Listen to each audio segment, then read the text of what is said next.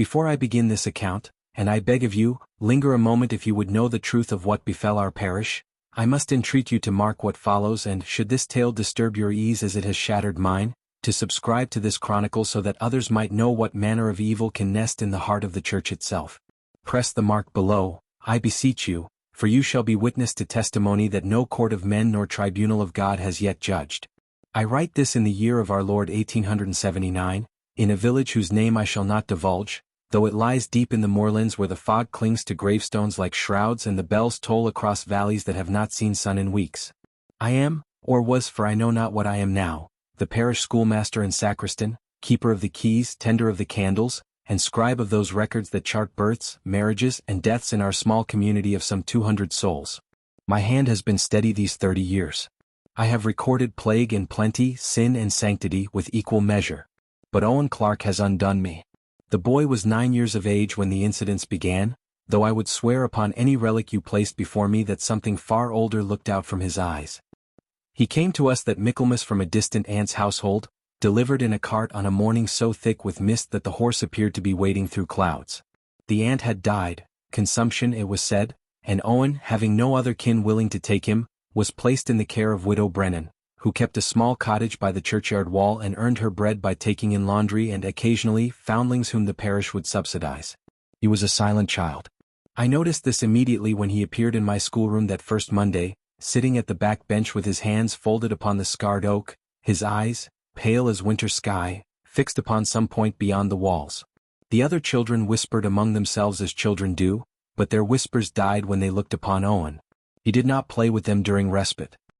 He did not speak unless spoken to, and even then, his answers were brief, polite, devoid of any childish enthusiasm or fear. When young Timothy Fletcher attempted to include him in a game of knucklebones, Owen simply stared at the boy until Timothy retreated, crossing himself as his grandmother had taught him to do when evil spirits drew near. I attributed this strangeness to grief, to the displacement that comes with orphanhood.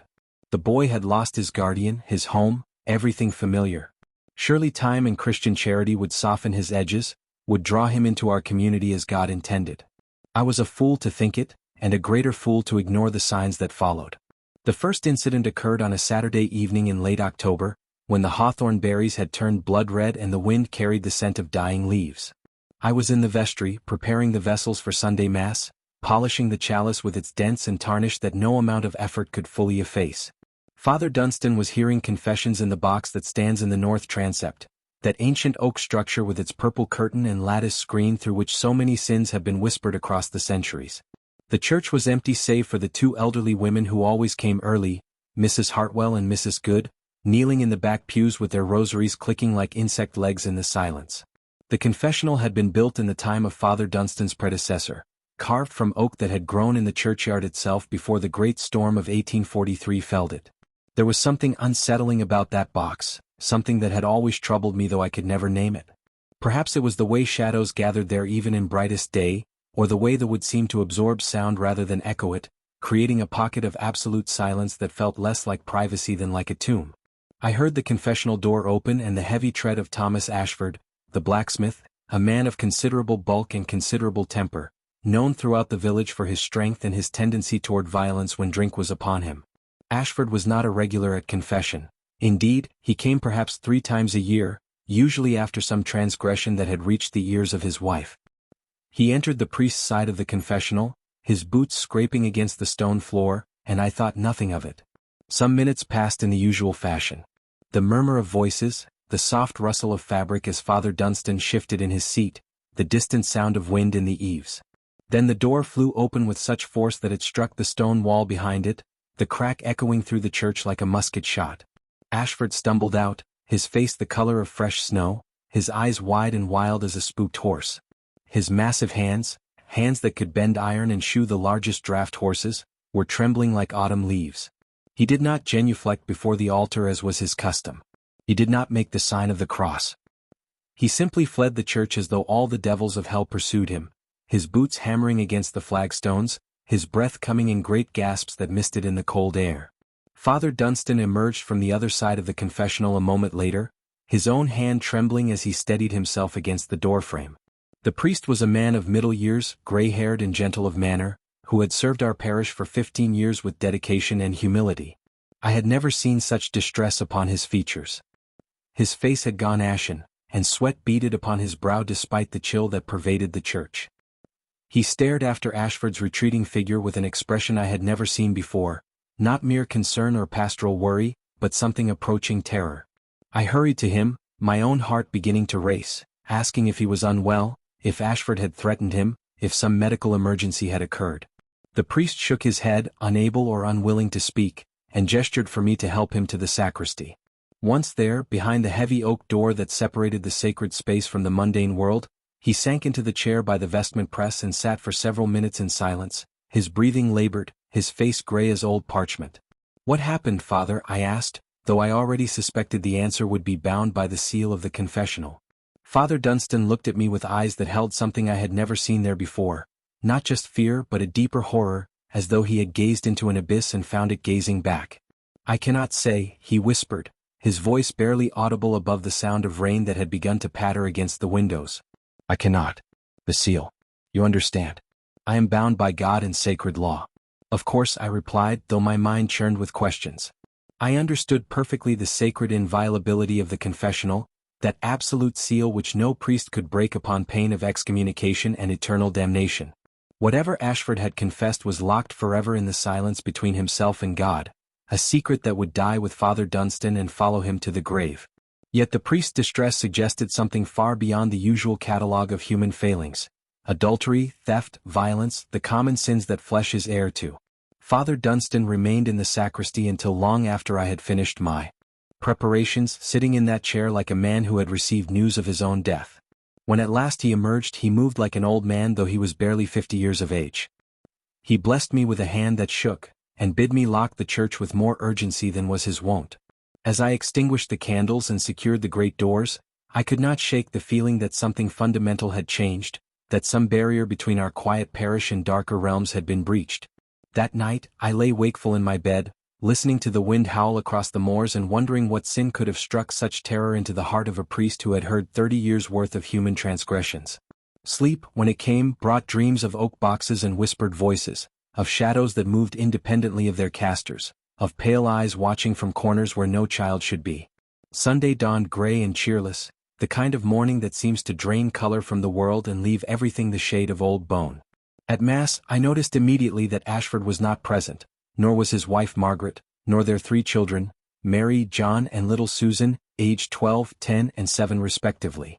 This was a notable absence for a family who, whatever their faults, had never missed Sunday worship in all the years I had known them.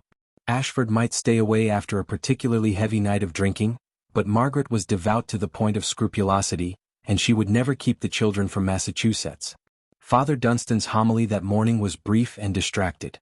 He spoke of the weight of sin and the mercy of forgiveness, but his words lacked their usual conviction. His hands trembled as he elevated the host, and twice he seemed to lose his place in the familiar prayers. The congregation noticed. I could see it in their faces, the way they glanced at one another, the subtle frowns, the whispered questions after the final blessing.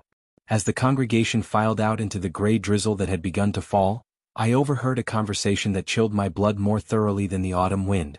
Widow Brennan was speaking with Margaret Cole, the midwife, their voices low but not low enough for someone trained to listen carefully to confessions and depositions. Owen knew, Brennan was saying, her eyes darting about as though fearing to be overheard. "The boy was sitting by my fire last night, quiet as always, reading that primer you gave him, Master. Calm as anything. But then he looked up at me and said, clear as church bells, that Thomas Ashford had taken his hammer to that traveler what passed through last spring. You remember the one, claimed he was heading to market in the next valley, had a horse and cart loaded with goods. Everyone said he'd moved on, but Owen, he said different. Said Ashford killed him over a gambling debt and buried him in the old lime pit beyond Hangman's Wood. My blood ran cold and I felt the flagstones beneath my feet seem to shift and tilt. I stepped closer, abandoning all pretense of not listening, my heart hammering against my ribs like a trapped bird. How could the boy know such a thing? I demanded, my voice sharper than I intended. Brennan turned to me and I saw fear in her weathered features, not the simple fear of gossip or scandal, but something deeper and more primal. That is what troubles me, Master, she said, wrapping her shawl more tightly about her shoulders as though the fabric could ward off whatever evil she sensed approaching. He told me Ashford confessed it to Father Dunstan just yesterday evening. Described the whole scene he did like he'd been there himself. The argument over cards and debts, the blow with the hammer, the way the man's skull cracked like an eggshell. The body wrapped in canvas and dragged through the mud. Owen spoke it in Ashford's very voice, deep and rough like the blacksmith himself. For a moment I thought Ashford was standing in my kitchen, confessing to me instead of the boy. Impossible, I said, though my voice lacked conviction even to my own ears. The boy cannot have been in the church. I would have seen him. I was there the entire time, preparing for Massachusetts. He was home with me the whole evening, Brennan insisted, her own voice rising slightly before she caught herself and lowered it again. Never left the cottage from supper until bedtime. I would stake my soul on it. But he knew, Master. God help us all, he knew things no living child should know. Margaret Cole, who had been listening with growing alarm, crossed herself and muttered a prayer under her breath. She was a practical woman, not given to flights of fancy or superstition, but I could see the fear growing in her eyes. What else did the boy say? I asked, though part of me recoiled from hearing the answer. He knew about the penance Father Dunstan gave Ashford, Brennan continued. 300 Hail Marys and a pilgrimage to St. Bartholomew's shrine. Said the priest wept when he heard the confession, wept like his own son had died. And then Owen, he looked at me with those pale eyes of his and asked if I thought God would really forgive a man for murder, or if some sins were too black for even divine mercy to wash clean. The implications of what Brennan was saying struck me like a physical blow. If Owen had indeed spoken the contents of Ashford's confession, and done so in accurate detail, then something had occurred that violated the very foundations of our faith.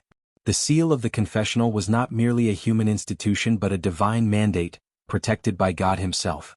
For that seal to be broken would require either direct divine intervention or something far more sinister. I made inquiries that afternoon, quietly and carefully, speaking to those few souls who might have witnessed anything unusual. Young Simon Fletcher, who served as acolyte for Father Dunstan and assisted with the evening preparations, confirmed that only Ashford had entered the confessional that evening. The two elderly women had left shortly after 6 o'clock as was their custom, and no one else had been in the church save for Father Dunstan, Ashford, and myself. I examined the confessional itself with the thoroughness of a man searching for evidence of witchcraft. I looked for cracks or holes through which someone might eavesdrop, gaps in the woodwork that might carry voices, hidden passages or loose stones that could conceal a listener. I found nothing. The box was solid oak, its seals intact, its construction sound despite its age. The walls were thick stone, and the distance between the confessional and any possible hiding place was far too great for normal human hearing to bridge. Yet Owen had known. Not only known, but known in such detail that he could recount the confession as though he had been present, could speak in Ashford's own voice and cadence. It was as though the boy had somehow been inside the confessional itself, invisible and incorporeal, absorbing every word that passed between penitent and priest. That evening I resolved to confront the matter directly. I went to Widow Brennan's cottage as dusk fell and the first bats began to flutter around the church tower. The cottage was a small, mean structure of stone and thatch that leaned against the churchyard wall as though weary of standing upright. Moss grew thick upon its roof, and the windows were small and deep-set, giving the building the appearance of a skull half buried in earth. Owen was sitting by the fire when I entered, reading from the primer I had given him to practice his letters. The firelight played across his pale features, casting shifting shadows that made his face seem to change and flow like water. He looked up when I entered, his eyes reflecting the flames like those of some nocturnal creature, and smiled with lips that seemed too red for a child. "Good evening, Master," he said in his soft, measured voice that held none of the rough accent of our parish. There was something unsettling in his pronunciation, something too precise and formal for a boy raised by a laundress in a rural village. I asked him, as gently as I could manage while my heart raced in my chest, about what he had told Brennan regarding Thomas Ashford. Owen set down his book, Pilgrim's Progress, I noticed, a strange choice for a child, and regarded me with an expression of mild curiosity, tilting his head slightly like a bird examining an interesting specimen. "I heard it, Master," he said simply, as though this explained everything. "Heard what, boy?" I pressed, though I dreaded the answer. "His confession. The blacksmith's sin." He struck the traveller William Morrison with a hammer, 3 blows to the head, over a debt of £12 sterling from a card game in the Red Lion Tavern.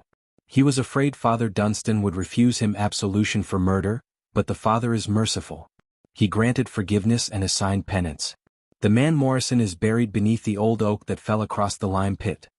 His horse and goods Ashford sold to a trader from the next county, claiming the man had departed in the night. Every word the child spoke in that calm, clear voice was a violation of the most sacred law of the church. Knowledge that should have been sealed forever between penitent and confessor was flowing from the lips of a 9-year-old boy like water from a broken dam. But more than that, Owen had provided details that went beyond mere eavesdropping: the amount of the debt, the location of the burial, the disposition of the victim's property. It was as though he had access not just to Ashford's confession but to Ashford's very memories. "How did you hear this?" I asked, keeping my voice steady with